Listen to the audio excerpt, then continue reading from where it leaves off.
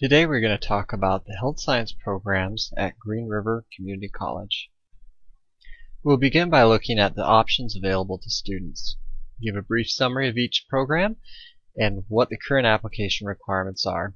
Although we will not go in depth for each prerequisite for every program, we will touch on some of the more common courses and how you can begin the planning process. At the end, we'll discuss where to go from here, or in other words, how to get started. Green River currently offers 4 programs in the health sciences: nursing assistant, practical nursing, physical therapist assistant, and occupational therapy assistant. All 4 programs follow a cohort model, meaning each program starts at a set time and admits a group of students that take the same classes with each other every quarter. This builds an instant support network among the students. However, this also means that the students admitted into the program have to be willing to follow the predetermined course load and schedule set by the program. All 4 programs also have an application process that must be followed in order to gain admissions into each program. Completion of the application does not guarantee a seat in the program. Each program has its own set of admission standards that must be followed. All 4 programs have a practical component involving working with vulnerable populations in the community. Students with criminal backgrounds involving crimes against other people, such as theft, assault, or domestic violence, most likely will not be eligible for the programs. We'll first talk about the Nursing Assistant Program.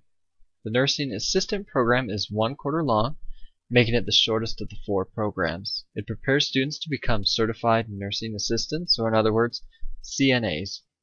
Currently, it tends to be an evening program, but that will vary based on faculty availability. Typically, a student can expect to start class around 5 p.m. and be done around 9 p.m. The program is usually about 4 nights a week. Keep in mind, though, there are clinicals, and those are usually during the day. We do not recommend taking other courses in addition to the nursing assistant program, as participants do need to be flexible with their schedule. The program admits students on a quarterly basis. Although there is an application process that must be followed, it is not a competitive process. It is based on a first-come, first-served model. The first 10 or 20, depending on the quarter, students that apply with a complete application are admitted into the program every quarter. All students after that are put on a wait list. The wait list is dissolved every quarter. If you are still interested in applying for the following quarter, contact the advisor or turn in a new application for the next quarter. You can find the application online if you go to the nursing webpage. If you require assistance, sign up for a nursing assistant information session.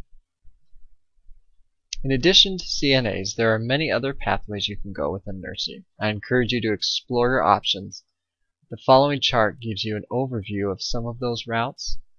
There are several entry points for those wanting to begin a nursing career, as you can see below. Some choose to begin as licensed practical nurses, while others choose to start as registered nurses through either an associate's or bachelor's program. There are advantages and disadvantages to each route. Students taking our practical nursing program will pursue this route, which is commonly known as bridging. This tends to be a better choice for students who are at a point in life where they cannot relocate or may not have a GPA above a 3.5. This route tends to be a little less competitive. However, it is still a challenging and rewarding path like the other options presented here. Choosing the route that is best for you will require researching your options and evaluating your current and future situations.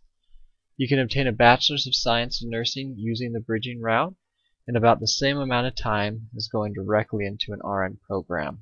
However, many students choosing this way elect to work for a while and gain experience before moving up to the next step. Now, one thing to know about the bridging, though, are the prerequisites. Not all of the prerequisites for practical nursing program will work towards the next level, which would be the associate's degree in nursing to obtain your RN. So you need to be strategic about which classes you are taking in order to find the most efficient route that also fits your goals and needs. At the same time, you are encouraged to sit down with an advisor as well to help explore your options. Students interested in becoming licensed practical nurses would pursue a practical nursing certificate program. The program here begins every fall quarter and concludes at the end of summer quarter. When you successfully complete the practical nursing program, you can take what's called the NCLEX. After successfully completing the NCLEX, you then receive your license from the state. So in other words, you could say Green River gives you the PN, and the state gives you the L. 96% of our graduates here at Green River pass the NCLEX on their first attempt. Now this high rate of success does not come without hard work though. The practical nursing program here is an intense program that will require a significant amount of your time and attention. Note that in addition to a heavy course load, you'll also have community labs as well. Applications for the program here typically are due every July. In order to apply to the program, all of the prerequisites need to be completed, along with all other application requirements. The program typically takes around 40 students. In 2012, the program received approximately 60 complete applications and accepted 45 students. All of the incomplete applications were denied.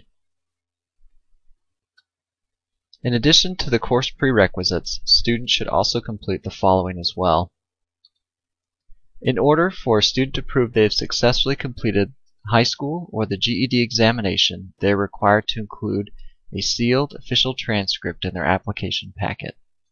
It is also helpful to have CNA, but it is not required at this time. However, a current healthcare provider CPR certification is required. Now both exams can be taken at the Assessment and Testing Center located on Green River's main campus in the Welcome Center. The Nelson Denny Reading Assessment is a timed exam that measures vocabulary skills, reading rate, and reading comprehension. Students who fail to achieve the minimum score are required to take a special 1-credit reading course before they are allowed to retake it. Therefore, this is something applicants will want to complete at least 3 to 6 months before the application is due. Students who wait until they are ready to turn in their application to do the Nelson Denny run the risk of not giving themselves enough time to take the remedial reading course. Many students have made this mistake in the past, and it costs them their application. The HESI covers multiple subjects. It is highly recommended that students study ahead of time for this exam.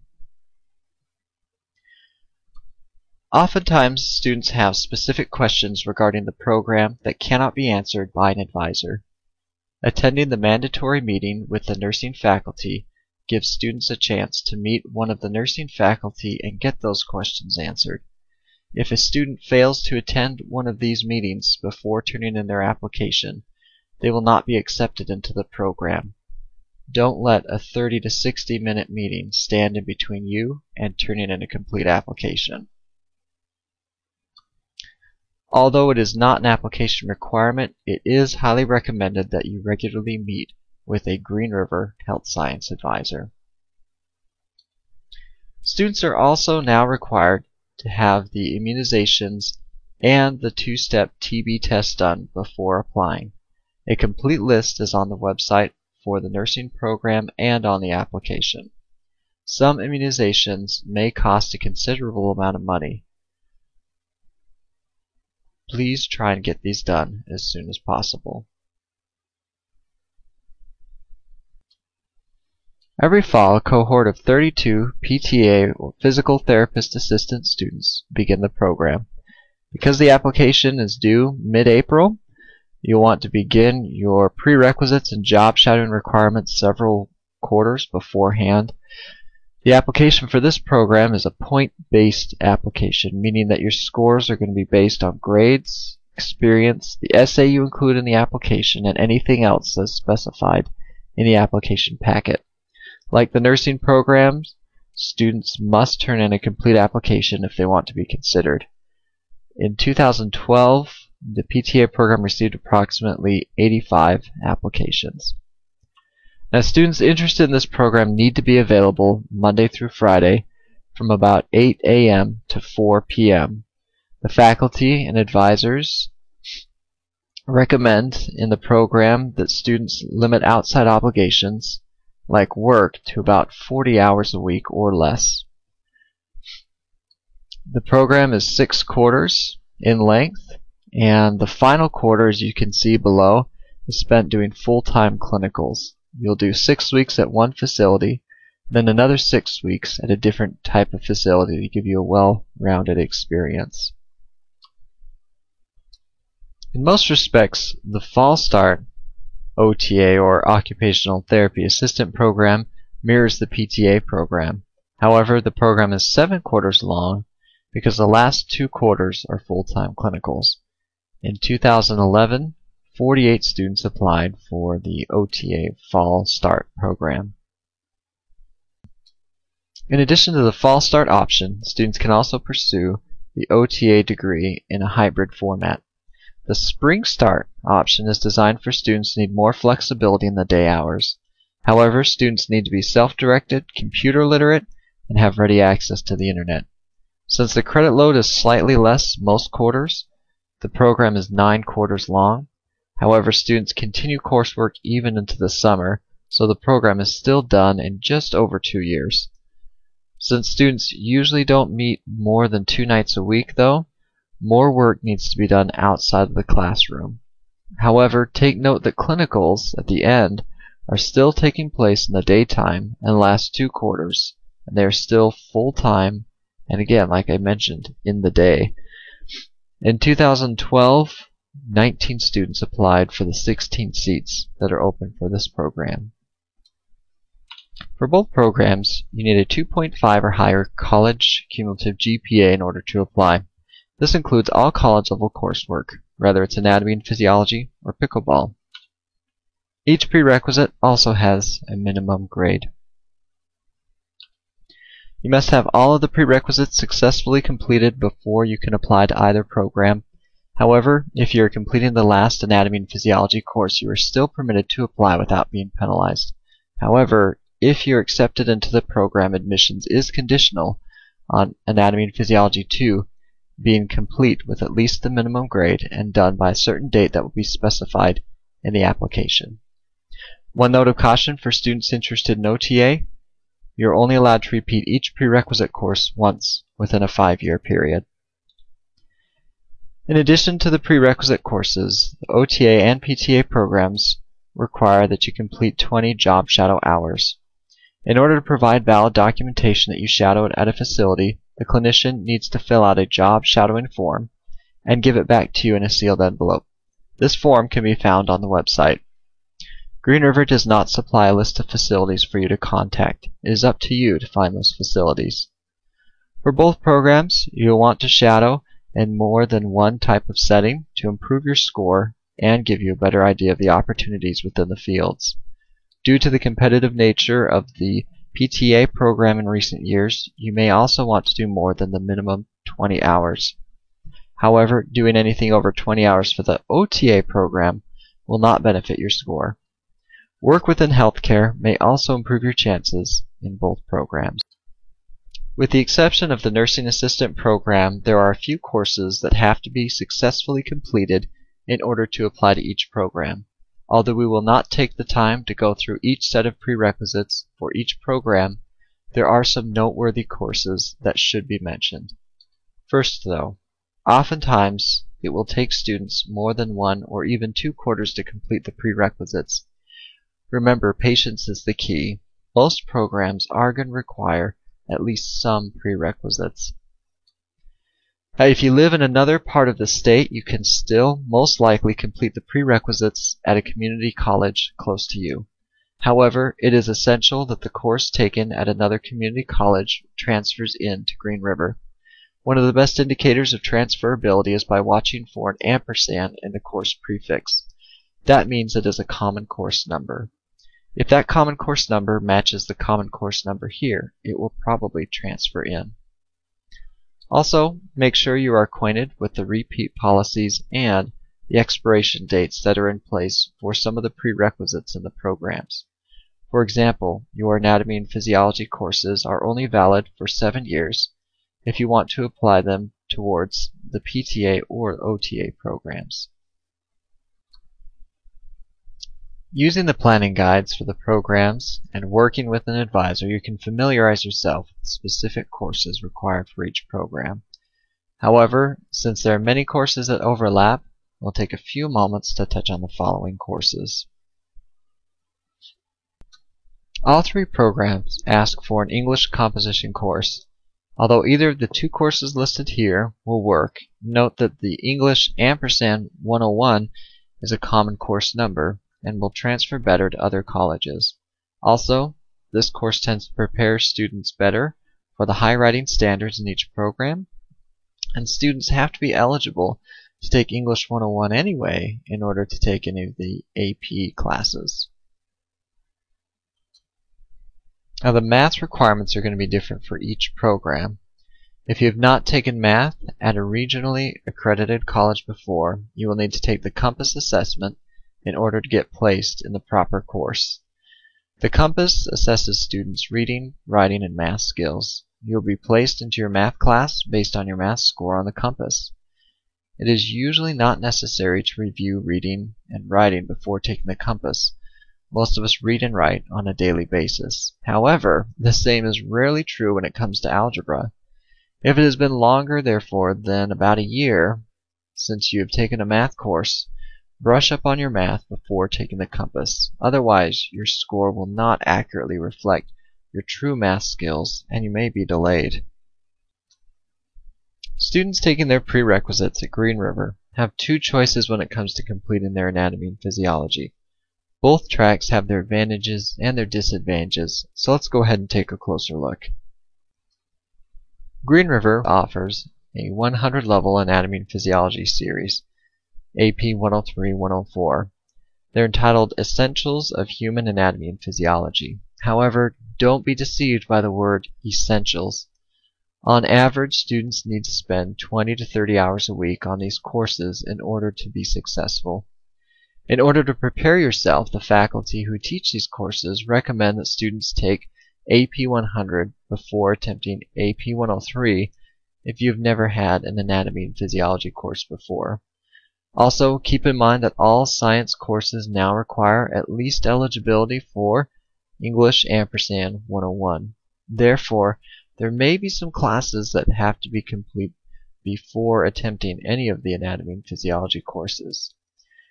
Generally, AP 103 and 104 won't transfer well into other health science programs outside of Green River, however. The more transferable option would be the 200-level series, Biology 241 and 242. Due to the rigor of this option, though, it will take more work to prepare yourself for these courses. In addition to being eligible for English & 101, you will also need to have successfully completed Biology & 160, which is cellular biology. In order to be successful in cellular biology, it's probably a good idea to take Chem & 121.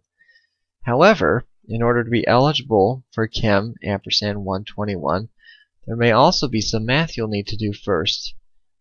Therefore, as you can see here, it's going to take several quarters for most students to prepare themselves for Biology & 241. Students pursuing the practical nursing program, though, who plan to eventually bridge into an RN program, are definitely encouraged to pursue this option. It is an excellent example of double dipping. Not only will the Biology & 241 and 242 transfer, the math, cellular biology, and the chemistry are also very common RN prerequisites. However, it is not an option for everyone. Timing will play an important part in your decision. As you can see below, Biology 241 and 242 are not offered as often as the AP 103-104. So depending on your prior coursework and when you begin pursuing the prerequisites, will have a lot of influence on whether or not Biology & 241 and 242 will be the right path for you at the moment. Biology & 241, 242 are offered at other colleges and may be more available to you. If you choose to take these courses at another college, make sure you take both at that college. You should never split a science series between two different schools. This could put your application at risk. All three programs require some kind of communications course. If you believe you have already finished this course from prior coursework, make sure you double check though. If it does not have a COM, CMST, or speech prefix, it usually does not work. Many students have reported being successful though taking their communications course during the same quarter they take an anatomy and physiology class. This is not always the case for every course. Generally, there are some courses you want to not take at the same time you do anatomy and physiology due to the heavy workload. For example, it has been reported multiple times that students who take anatomy and physiology the same quarter they take psychology 100 tend to struggle. Now, there are three communication courses that work for all three programs. That would be your Communications 210, 220, and 230. 210 is interpersonal communications, 220 public speaking, and 230 is small group communications. Now, options are going to vary slightly though within each program, so make sure to do further research before choosing one. Also, take note that all of the programs only require that you take one communications course. You do not need to take all three listed here or the communication courses that are listed in the planning guide or on the application. At this point, there are several steps you'll want to take.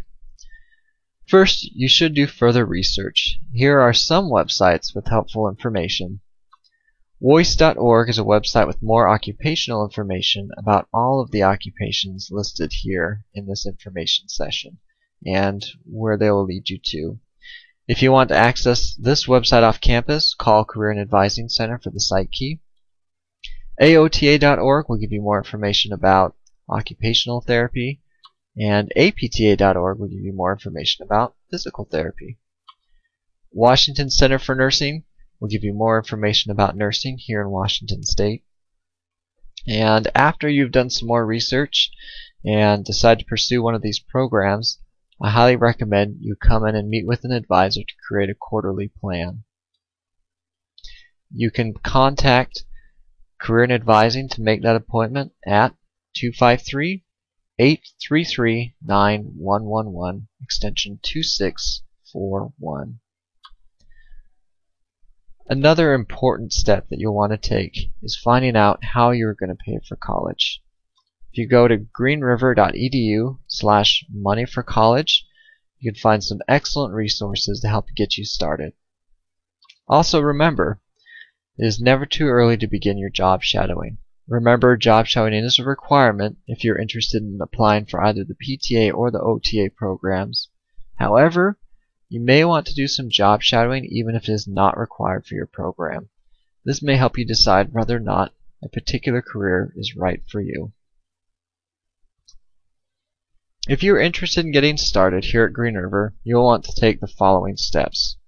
First, apply to Green River. This can be done in a few minutes by going to www.greenriver.edu and clicking on the red Apply Now button located in the upper portion of the page.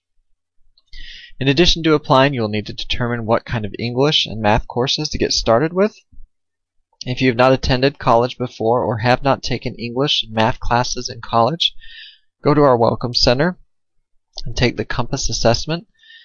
The assessment will place you in the appropriate courses. Keep in mind, as mentioned before, unless you have recently taken a math course, you'll want to do a little review with math before taking the Compass, otherwise you will not get an accurate score. Now, the Compass can usually be skipped if you have already taken math and English courses from other regionally accredited colleges. However, you will want to transfer all credits taken at other schools by submitting official transcripts and also submitting a transcript evaluation request form and submitting these to enrollment services. If you do not do both of these steps, submitting official college transcripts and including a transcript evaluation request form to Enrollment Services, your transcripts will not get evaluated. Before you are permitted to register for classes, you will need to complete Green River's mandatory orientation. You can go to www.greenriver.edu/SOAR for more information. Lastly, it is a good idea to come in and meet with the Green River Health Sciences Advisor to plan out your quarters. You can make an appointment by calling 253-833-9111 extension 2641.